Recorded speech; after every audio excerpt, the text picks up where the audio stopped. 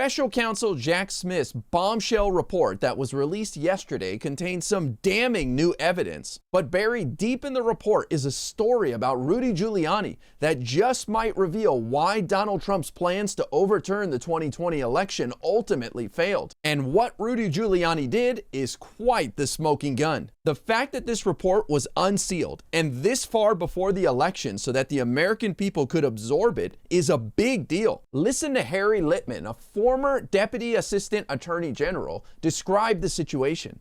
Well, my number one takeaway is that it was actually uncovered. Trump has tried very hard to keep all this information from seeing the light of day. Now it is out. The cat's out of the bag. He can't try to appeal or keep it from being there. So it has an immediate impact as sort of an October surprise in the election. In the substance, we have all kinds of new evidence, bombshells, really a fusillade of shock and awe from Smith, starting with Trump statements.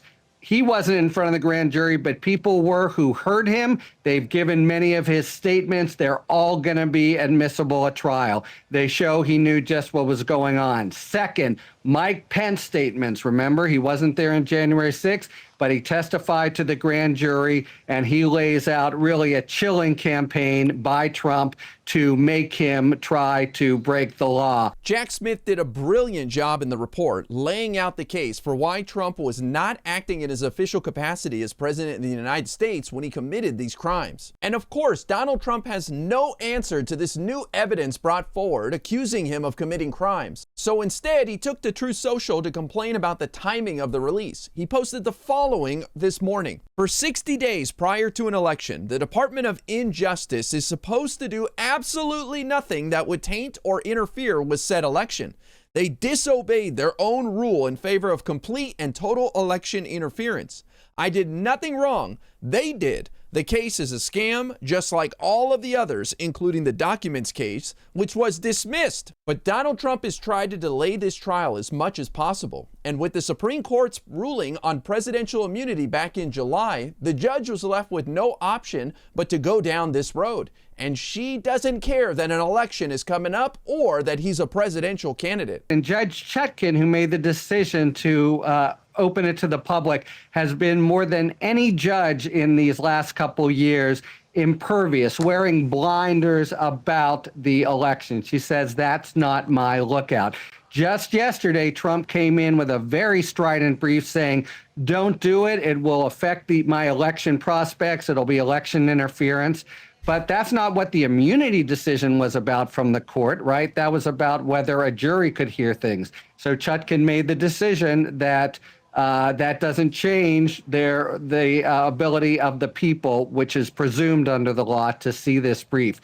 And people are combing through it now, Major, and there's just bombshell after bombshell. And one of those bombshells involves none other than Rudy Giuliani. Remember, Donald Trump put Rudy Giuliani in charge as his attorney for the campaign after he lost the 2020 election. And Rudy Giuliani was very involved in the false elector scheme that Donald Trump tried to pull off. But now we're finding out that Rudy Giuliani's plan may have been foiled, at least partially, because he texted the wrong number. According to The Guardian, Rudy Giuliani texted the wrong number as he tried to persuade Michigan legislators to help overthrow the 2020 election. According to Jack Smith's report, Giuliani tried to send a message urging someone unspecified to help in the plan to appoint a slate of fake electors.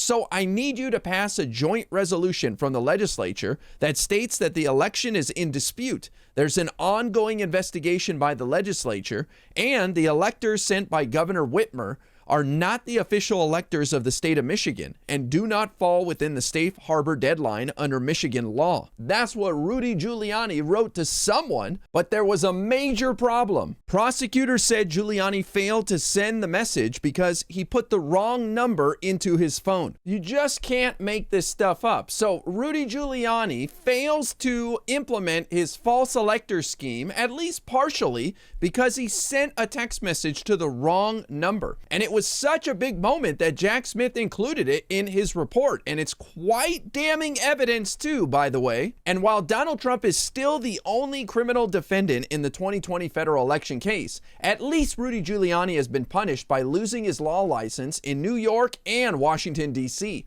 Hopefully this is just the beginning, and subsequent indictments will be coming down for people like Rudy Giuliani and everyone else who tried to help Donald Trump overturn the 2020 election.